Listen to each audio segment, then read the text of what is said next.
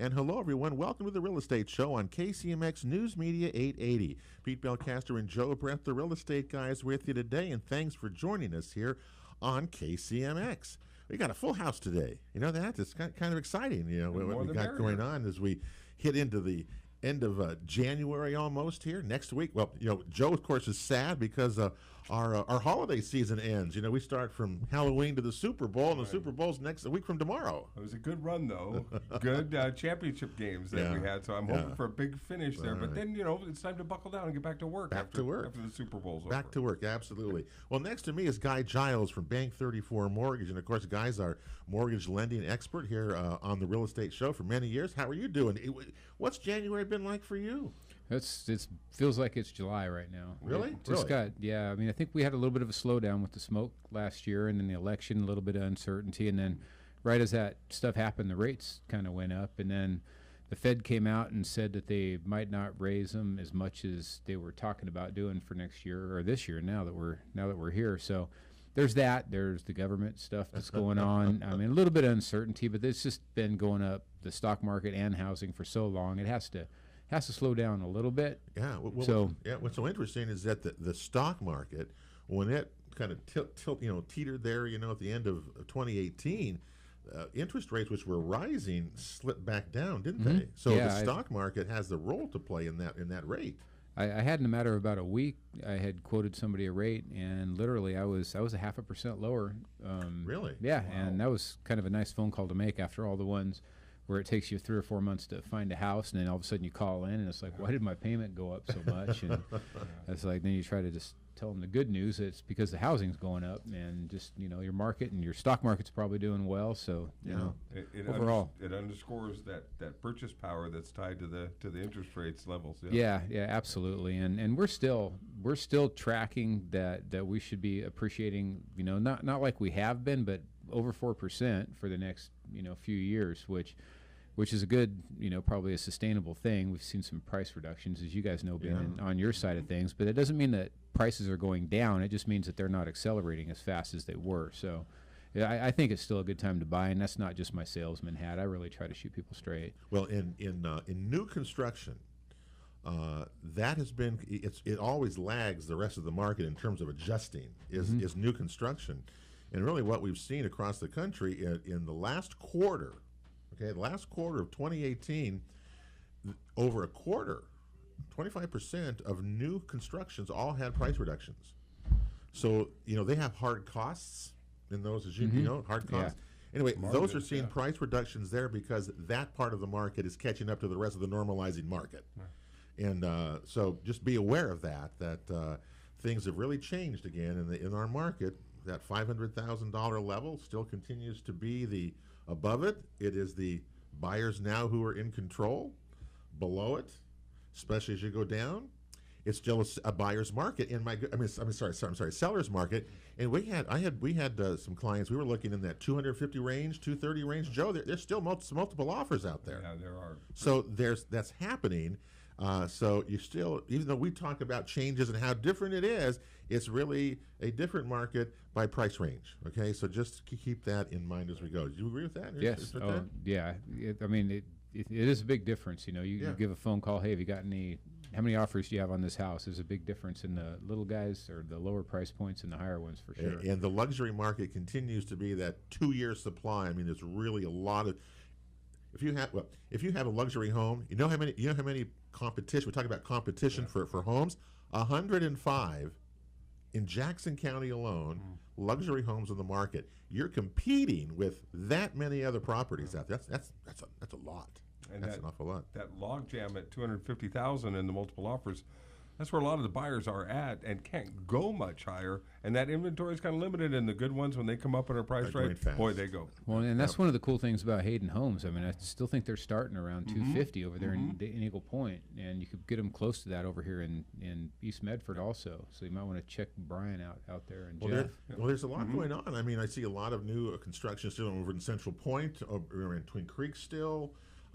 Eagle Point has got some. East Medford, of course, as well. But I see buyers coming through these places and open houses. A guy that I've been holding, and the new constructions, again, to be affordable with the costs that we say are pretty small. They're pretty small, single levels, small lots. Yep. So you have to be prepared if that's kind of that type of construction, the price range you're talking about are there.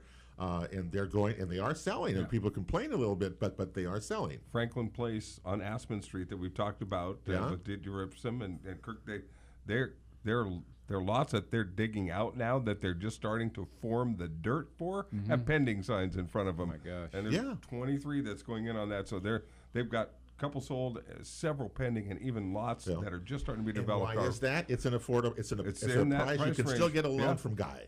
Yeah. I mean, And something nice about having a house that you're not worried about the roof or the AC going out. And there's something to be said about these small lots too. From a guy that's been developing 4 acres for his horses, I would love to just have like 40 square feet to have to deal with. Plus, and these are probably a lot of frustrated renters that are not paying a lot more to have this brand new house than they were paying for rent. Yeah, absolutely. A lot going on in the moving parts. Pat Hurley's here in the middle with us. Been quite patient so far as we've started, Pat. Nice to have you here on our show, first of all.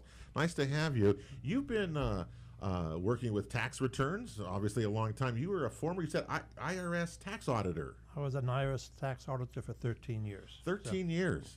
So, and I've been doing tax returns for over 30 years. And so I would bet that probably nobody can get much by you. Pretty difficult. Yeah, I would bet that would be. And if we want to talk about tax laws and things like that, probably a good guy to have in our corner here today. Well, I'm just curious, and I mean, it's January now, so people are gathering tax information to bring to you and others. Real estate stuff has changed. The tax laws have changed. They went into effect last year. Now we're going to see them all put into paper. What's the reaction so far? To all of this? Well, right now, there's a limit on mortgage interest if you purchase a house in, say, 2018 or afterwards. $750,000 is the limit. And around here in Medford, in Jackson County, there's not that many homes selling for that type of money. So when you do have a mortgage interest right now, it's fully tax deductible and as an itemized deduction.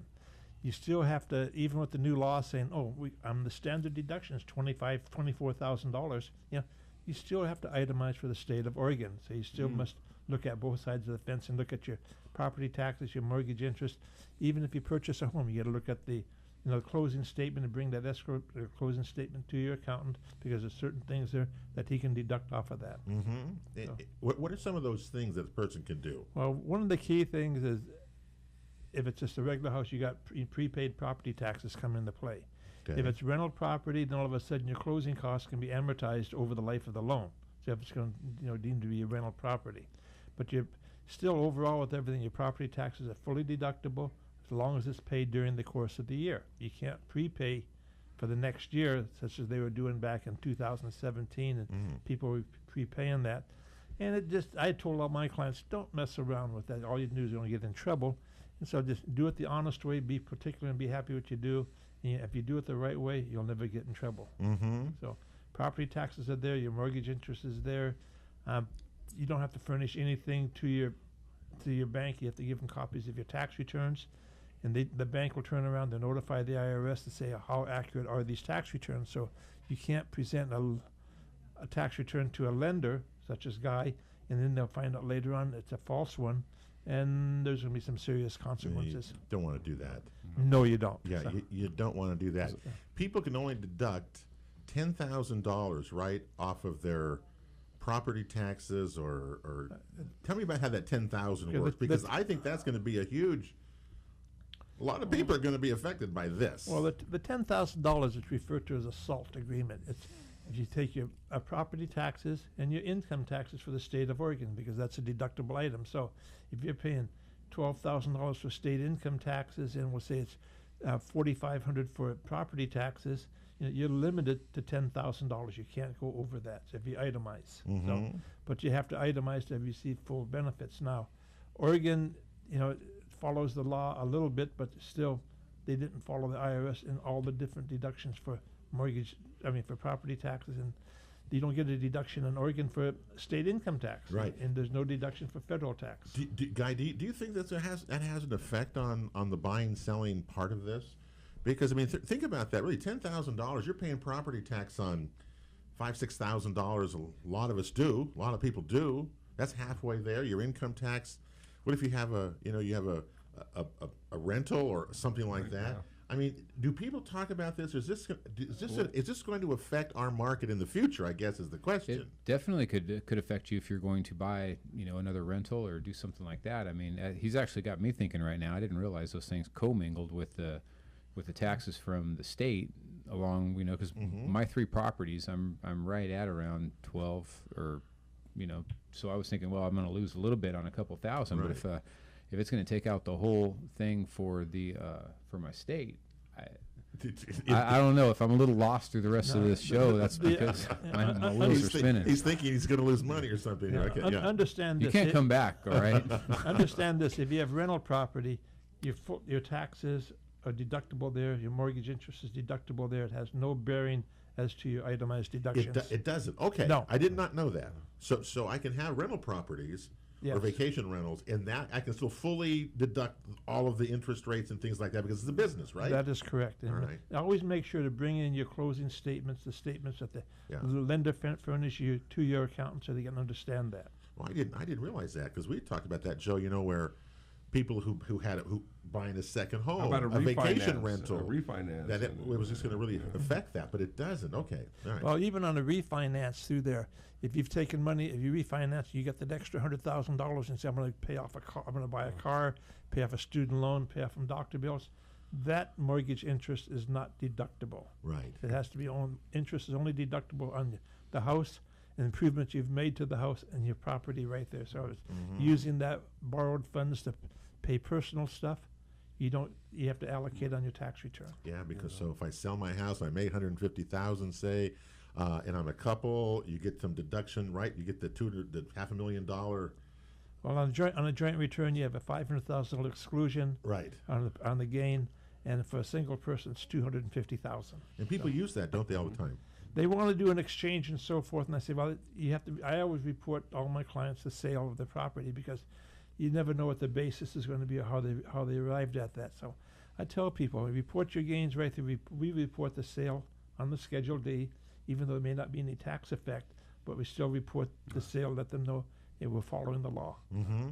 Because that's kind of like the biggest thing. If you follow in the law, you're doing, with you, then the chances of being audited are going to be lessened, right? You just don't want those red flags because you know what red flags are. Oh yeah, I can look at some clients' records and I know it's a red flag right off the bat. And it wouldn't take much. You don't want red flags. We don't want red flags when we're doing this. We got a break coming up here. We're talking with Pat Hurley from Hurley's Tax Service and Guy Giles from Bank 34 Mortgage today on the Real Estate Show. We're talking mortgage interest rates and what you do in your tax returns now, filing, and how I'm so curious as to how this new tax law is going to affect everybody when it's all said and done. Because hopefully you're going to have more money in your pocket, right? I mean, that's the way it was supposed to be, I think, in some ways. And you get a 20% total off the bottom, right? 20%, right? The government's always good to their word on that, right? I don't know. Anyway, we can take a break. We're coming right back to KCMX right after this. And welcome back to the Real Estate Show on KCMX News Media 880. Pete Belcastro and Joe Brett, the Real Estate Guys, with you. Thanks for joining us here on KCMX as we move along.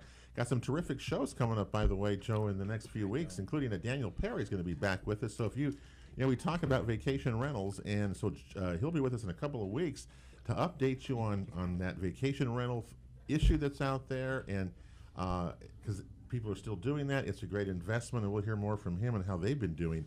I love the Oregon legislature. They've now in session, and I'm not bashing the legislature, but one of the things that really could affect real estate, Joe, that I just want to bring people's attentions to from the Oregon Small Business Association is business property tax, okay? And there's several pieces of legislation that would tax business property at the real market value and not the assessed value of the tax value that we've had since the late 90s, okay? Which is going to be, it would raise property taxes on businesses, they say, by about 50%. And it would really, especially for small business retailers, restaurants, and taverns, would be affected by that. That would be, remember, they tried to do that in the housing market. Well, Remember that? yeah, but if you sell your house, the new price is the new taxable market value, and that would just be devastating. So be aware of those things because they're out there, and I think we're going to hear more of it. I don't like that. Anyway. So you just said you're not bashing them. Well, I'm not above it at all. Well, I'm saying I know the intent. It's easy to want more money, but where it comes from, I think, is a whole other story. Anyway, Apparently, just be aware of that. The majority of Oregonians feel that everything is just fine and we're doing great. So reality's going to smack us all right in the face here soon. But when that day comes. We wish we made better choices. You two will be standing up there saying, "I told you so." I'll be in Idaho with salad jam. Well, today on the Real Estate Show, Guy Giles with Bank 34 Mortgage is here, along with Pat Hurley, a tax consultant, tax preparer, former IRS auditor, is joining us today on the Real Estate Show. Back to the mortgage part of this whole thing. What are you doing today with them? I mean, are you getting FA? What's the loan of choice right now? Well, it's definitely not USDA. It hasn't been for a while, No. and that's kind of shut down with the government right now. Yeah. Just so everybody knows. That said, the IRS is processing tax returns. So if you're having to get your tax returns in order to for this year, so you can qualify for a loan, I think you're all right in those hands. I don't know how fast they're doing it, and you might be able to speak better to that than me, but.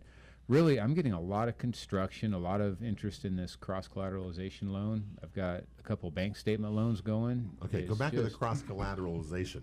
One of the issues I think we're finding in terms of buying and selling right now, and we've talked about this before, is so many offers are having to be contingent on another sale of another property before we go, right? Mm-hmm. The contingent offers, we've talked about those, and I'm involved with some, and I know that, and it seems like in some ways the only way you're going to get anything done is to do these contingent offers. But again, your offer is weak. Yes. And so what Guy has been telling us for the last few months is that you've got this cross-collateralization loan allows you to do that without allows you to buy the place without a contingent offer, right? Yes, yeah, and then you're not under some kind of a crazy obligation to have to sell your house for maybe less than it's worth so you can get into this other house that you want. Yes, But yes. The main advantage is who wants to accept a contingent offer, I mean... Well, but people How are. fast? I mean, let's face it. I mean, people are. We're giving them chances because the market is softer, So, but they're accepting them, Guy. They really are. I mean, they're out there. Yeah. Well, I mean, But my client's offer is stronger if we don't have to base it on that. I wish I didn't Absolutely, have. If you don't have to make the contingent offer, then you're going to get them. Yep. And you're up against people who are making contingent offers. Your offer is going to be stronger. You're going to get it. Yep. and we do regular loans too. So I mean, it's not for everybody, but I did have a couple people that just wanted to take their time moving out of the house. You really only have to qualify for the one loan. You're not qualifying for both payments. You would have to make both payments until you're sold. Right. But you're not having to qualify for that as long as you have like 3 months of reserves sitting someplace in case you needed to make the payments. And it's a little bit of everything you do is a risk of some sort. And that's a little bit of a risk, but if you have a good property and a good house, and you should be able to sell it if it's priced right, and take care of that and get the thing that you want. The worst part is you want the property, but you're not ready to get it, and then you lose it, and boy, then we go blame we blame our lender, and that's not fair because you're not ready as the buyer with your lender. Well, and I had a guy come in yesterday. That was talking about the cross-collateralization loan, and then we ended up working the whole thing different where he's just putting 5% down now. He's going to buy the house that he really wants, turn his into a rental, and the thing pencils out where he's not going to be paying really other than the little bit down payment, the 5%, he's not going to be out of pocket anything per month, and now he has two houses appreciating. Wow. So I mean, just as many times people come in and talk about that loan, we can, once I see the whole picture, we can come up with a different plan that might be a better deal. Yeah, and that's how that particular buyer there, that's how that person's going to create wealth for themselves. That's exactly what I thought as I heard increase, your portfolio or your property. You can do it without a lot of money. That's exactly what you said there. So Kelly at your office will be expecting that offer sometime today. She'll be glad to get to work on it. So Pat, what do you think? As you hear all this going on, there's a lot of activity going on, isn't there? There's a lot of activity, and there's going to be more as the year progresses. I believe that the market's going to improve here in the second half of the year because I think overall tariffs are going to be changed here the next few months, once in the second half of the year, and that's going to make the market climb up higher. And when the market goes up, the interest rates go up, and the people are making more money, and who knows where the future is going to take us. Well, it is good right now. The economy is good. There's a lot of positives out there. But, and I don't want to be like the negative guy out there thinking, oh, the roof's falling. But I don't see that.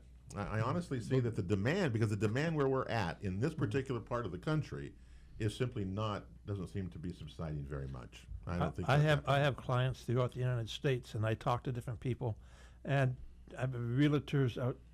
I must have over 25 different realtors around the United States, and they tell me they're very positive for the rest of the year. So, do you see clients of yours, still interested in pursuing rental properties, expanding their property portfolios, or is that slowed down? Well, here in Southern Oregon, Jackson County, it's a lot different because they don't have the money that we'll say that Portland has, or San Francisco, or Southern California. So it's hard to see people up here looking for rental properties because there's not enough of them. There's not enough. No. So you're right, because when you go down Santa Clara, wherever, you got large complexes, and we don't have those kinds of things, do we? I think that's right. So that's probably why they don't do that. So what does that mean? What? We don't want quite all that, but we do have to find good use of the lands that we have allocated and are in our urban growth boundaries and are available to be developed. We've got to get room for a lot of people to move in. That's how they've done that down there, and we've got a shortage. What do you think? What do you think the biggest shortage is around here in housing? What do you think it would be? I have no idea. Gosh, multifamily, Joe, you say multifamily housing. How many apartment complexes and big townhouse units have we seen recently? We've certainly seen some going up. High ends, yeah. I don't know what they rent for. What else? I just moved into one of those high-end ones, and I'm paying $1,600 a month for a two-bedroom apartment there on Phoenix Road. Okay, you are? Yes. Oh, the new ones above Phoenix Road up by the Albertsons up there. Yes. Oh, those are there. Did you buy that? I'm renting. You're renting it. Renting. So I'm very pleased with it, but the rents are higher than normal, but you get what you pay for. Okay. And I'm very pleased at what I have. But at your stage, you wanted to rent and not own anymore. That is correct. All right. See, we get to that point. So then, what do we do? What do we do? Where do we go when we do exactly what? So let me ask you then, Pat. What did you do with your house? What did you do with your previous place? What did you do with it? I have a 20-acre ranch up on Coal Mine Road, still in my name. Okay. And my son is moving into it. Okay. Excellent. Okay. Well, that's fair. That's so fine. he's remodeling it. He gets everything there, and I'm just basically, my wife and I are going to sign it over to him. Okay. Let it stay in the family without selling it. Yeah, that's fine. That's a good use. That's a good use. It stays in your family. You still have it there, but you used your property for something good. Yes. Okay. Yeah. But you got three. I was just thinking that I could have saved a lot of time if we'd have just had the adoption guy on last week. He could have adopted me, and I wouldn't have to develop my own horse property. So you're saying three? But you have three properties now. I do. So your portfolio has also expanded. What I like about it is that our guests of our show, we're all out there doing this. It's not like we're sitting about telling you what you should do. Is that we're actually doing this as well. It's just like the guy I talked to yesterday. He's always wanted to have an investment property, but he's a self-employed guy. He has a hangar over at the airport where he does a bunch of custom airplane stuff. And he's like, I don't know if my returns would support it. And literally, he makes a good living. He's got good credit, everything. But this was just the natural next step, which works out really well. And so now he's a landlord, and he didn't come talking about that yesterday when we first started talking. Yeah. But if you can have two houses appreciating and your payment really is not going to go up at all, and just for a little bit of a down payment, that's kind of how I ended up accumulating mine. Was just that way. I moved out of my one up on Hillcrest recently to get over to here, and the one on the river was another story. But and one of the options that you talked about earlier was, if you have a place that you've got some equity into and you want to buy a place, you could rent your old place. Yeah. And cover that. Mm-hmm. Absolutely. And now you've gotten two places. Then you bring equity into the next one. And stay there for a couple of years. He'll probably have to talk to you about that. But one thing I've noticed here just recently is the fact that a realtor that owns real estate property, there's limitations on your rental properties, a passive loss up to $25,000. But if you structure it right, you know what you're doing, you can be a real estate professional, Real estate professional. even if you're a builder. You know, as long as you're spending 750 hours a year in the real estate field, you can take all your rental losses, you know, in excess of $25,000, and get the full tax deduction. So, but you have to be you have to be designated a real estate professional. And I remember when we did a show, I forget who said that. Whoever, I was in a class and they brought that real estate professional designation up and said, whatever it was, they have really good lobbyists to get that through Congress. I remember that, So- which the NAR does. Absolutely. Does that extend to mortgage people since we're doing real estate stuff? Or I I knew I'd wonder. hit you with a trick question, but That I is put a in trick 750 question. hours That's this a- week already, that's a so good- that's a I've good got that question. part. I don't think so. Darn it. 'Cause that's a good question. Hey, That would be, you know, for someone else who does that as well in the business. I just did amended returns for this guy for 15, 16, and 17, where he remodels homes, Okay. and he has 5 rentals, and he says, I can't take them. And I turned around there and we did amended returns, and he gets all the losses in full as a tax deduction. He's getting back a little over $60,000 in refunds because of Jeez.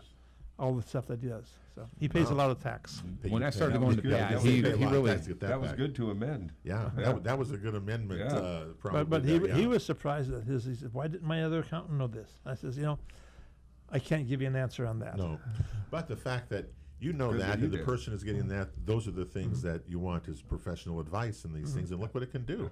Don't do it yourself. We always talk about that as well. We got a final break coming up here. We're with Giles from Bank 34 Mortgage and Pat Hurley from Hurley's Tax Service. Tax Service. That's what that's called. Anyway, we got one more break. We're coming right back here to KCMX right ahead. And welcome back to the Real Estate Show here on KCMX News Media 880. Pete and Joe, the real estate guys, with you. Don't forget you can check out any of our past shows at realestateshoworegon.com, our website. You also sign up for our weekly Market Talk newsletter. We got lots of good information and stats that really you can't find them except through our crazy minds as we put all this stuff together each week and try to share it with you. This is an interesting stat here before we go. We were talking about new construction at the beginning of the show, and that prices have a lot of price reductions in new construction. Well, what's the reason for it? Number one is the home values right now are at the highest level in history. The nation's median home now is worth almost 1.5 times more today than it was at the height of the recession. That's shocking to me. Number two, mortgage rates are hovering near the highest point in more than 7 years. So they are higher than they were, which is causing that price pressure on new construction. And the last part of it is that housing supply has dramatically increased in the fourth quarter of 2018, exactly what we saw in Jackson and Josephine counties as well. We have more inventory. They've been working hard on it. We have more inventory, but less pending sales. that was the catch there. But think about that. Your equity, again, the majority here is at the highest in this country it's ever been. That is good news. Equity allows you to do more things with your property, correct? Yeah, I'm not a super refinance heavy guy just because you get to start that amortization all over again, and I'm not. Sure. I like to make a buck in the living, or do this for a living to make money, but at the same time, I don't want to be that guy that, just says, hey, you're going to drop your payment by $100 a month, when in reality, all of a sudden your interest now is 5 times what you were paying because you've been in the thing for a long time. Yeah. And there are circumstances when it makes sense, but definitely it leaves you with a lot more options. Yeah, it absolutely, does. Makes you feel better too. Well, speaking back to those interest rates, they're hovering between 4.5 and 5.5 for 30-year fixed. Yeah, it just depends, on your credit, down payment. Okay. I think the lowest one I locked this week was 4.6. And if I do a 4.6 like that, am I putting 20% down, or are they still putting the 5% down? Or a lot of it's more FICO driven than it is with the down payment, believe it or not. Because if you have a smaller down payment, a lot of times you will have you'll have mortgage insurance if you have under 20%. Right. So the investors think that, well, hey, you're being that's a little bit of a backstop for them, and they know that there's been an extra layer of scrutinization against that buyer in order for them to get the mortgage insurance, because there's qualifications for that also. So sometimes the rates really aren't a ton, any worse. Yeah. I've actually in certain cases seen them a little bit better, but if you have good credit, that's why it's important to come in and see me early, because if we can talk a little bit about your credit and raise you up a little bit. I'm not a credit repair place, but we have credit scenarios that we can run, and actually did them with a gal today where we got her up. She was just like 650, and we got her up over 660, and it saved her like 0.3% in fee. So any little thing that we can do, and that's the kind of stuff that I like to look at in the background to find you the best deal. So it makes sense to do that. Yes. Yeah. No, I think you're absolutely right. Credit score is key. I mean, to your rate, to the mortgage insurance. Sometimes people will stick them into an FHA just because their credit's not very good, and mortgage insurance can get pretty cost prohibitive on the other programs on your more conventional loans. But they're capped at just one certain fee for every FICO score on the FHA. So the bottom line there is make sure that you pay your bills, right? Your scores and big all thing that. is keep your score high. If you can keep your credit utilization under 30%, so just meaning if you have a credit card that's $900, don't charge any more than $300 on it. Make your payments on time, or two of the biggest ones, and another one is just longevity. You've had credit for a while. So, and I had clients speak on the reverse of that who have never established much credit. Mm-hmm. I mean, a lot of younger people, are that way, where they've just never had a car payment or whatever. They don't have much. Yeah, and you got to have some credit, right, to get something. To get something good, I know that one of the guys that's on this show says you could get a loan with no FICO score, and I priced myself against his no FICO score thing, and I was a full point lower on the rate, which could be substantial. And I understand the philosophy. If you're not borrowing money, you're not playing their stupid game, and I get that, but in this day and age, people don't have $300,000 to buy a house, so you're gonna probably get a house loan. Yeah, I think, Pat, you were really right about that. I didn't think much that in the metro areas, there's just so much more money, larger developments, larger projects, that people are going to put large amounts of money in. Where in here we just don't have anywhere near that. And you're right, Joe. We don't want that that type of development, I would think, right? Well, also out here today, a lot of parents, the kids are having a difficult time buying. The parents will go ahead and buy the house for the kids and put it in their name. The kids say, well, do we get a tax write-off? The answer is yes, you can do that, but it's tricky. And I have researched that question, how the parents buy it in their name, but the kids have the right of ownership later on. Okay. Right? They still get the mortgage interest and the mortgage taxes. Who does? The kid? The kids do. Even though the parents bought it and put it in their name, they lose that part of it. Well, yes, but it's been done. I've been doing this here for about 6 years with clients, and it works like a charm. Do you see a lot of parents doing that for kids, or tell me what that's like? Well, you get parents today. It's a difficult situation because a lot of the parents are well off, and they don't want to. They want to help their kids out, and the kids can't. They don't make that much money to qualify for a home. Right. And so it makes the difference. We've had, like I say, I always have 3 or 4 every year doing this. And they ask me, how can this be done? So we explain it to them and show them. Then I show them the tax law, and they research the court case, and they says, how come my other people didn't tell me? I says, I can't tell you. I said, but the thing is, I know when I'm trying to help you out. So. Recently, we've done a lot with non-occupying co-borrowers also, where the kids will have their credit, and but again, they can't quite qualify for a house. Right. Parent will step in, and really no harm, no foul. They just kind of boost it up, kind of like the old cosigner thing. But they're entitled on the house also. But it's just kind of nice. But be wary, right? I mean, for parents, be wary if you do that. You got to know the downside to that, right, to Pat? Oh yeah, because there's lots of downsides to. You got to be careful because all of a sudden there's a divorce in there, there's problems in there, and it makes a lot of issues. So you got to be extremely careful. But it seems like it's smarter for a parent to buy the property, give it to the child, and then get away from it and let them have it, rather than co-sign a note with them or something. Well, who's paying for the house? Then the parents aren't paying cash. If they're making payments. So anyway, that's such an open issue there that you got to be really careful. But it can be done. It can be done right. You get some good advice on that one. But parents are doing that absolutely. I see it all the time. Parents want to help the kids get there. Right. I was really hoping my kids would help you kind of strike it, to hit it early on, and help us in our old age. That didn't work either. That didn't work for none of us. None of us.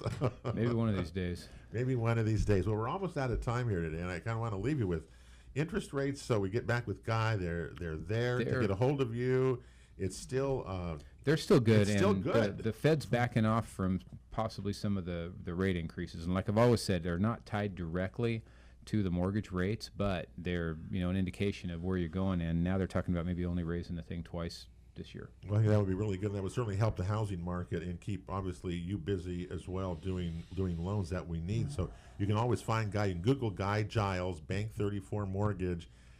Get a hold of him. He's got the products there that really help you do that. So I know you're busy, and that's great. Great to hear. Pat, how can someone wants to get a hold of you? Because I can think of lots of people who should have lots of questions for you about their real estate transaction, the tax things coming up, and what they're going to do. Well, I tell people, taxes are hard. Calling Pat is easy. 774-1040. 774-1040. Hey, Pat, That's catchy. That's Hurley. good marketing. Yeah, that's a good one there. So good luck with you there. And I can't wait to hear what, after this tax season is done, what it was like for the CPAs. Yeah. I mean, for tax people, what it turned out to be like. Well, they said this can be an accountant's dream because the tax law is more complex. Or it could be a nightmare. We'll see, too. Anyway, that'll do it for the Real Estate Show today. Don't forget you can check out any of our past shows at realestateshowOregon.com. For Guy Giles, Pat Hurley, and Joe Brett, I'm Pete Belcastro. Thanks for watching as well. We'll see you next Saturday back here in the Real Estate Show, and God bless you all.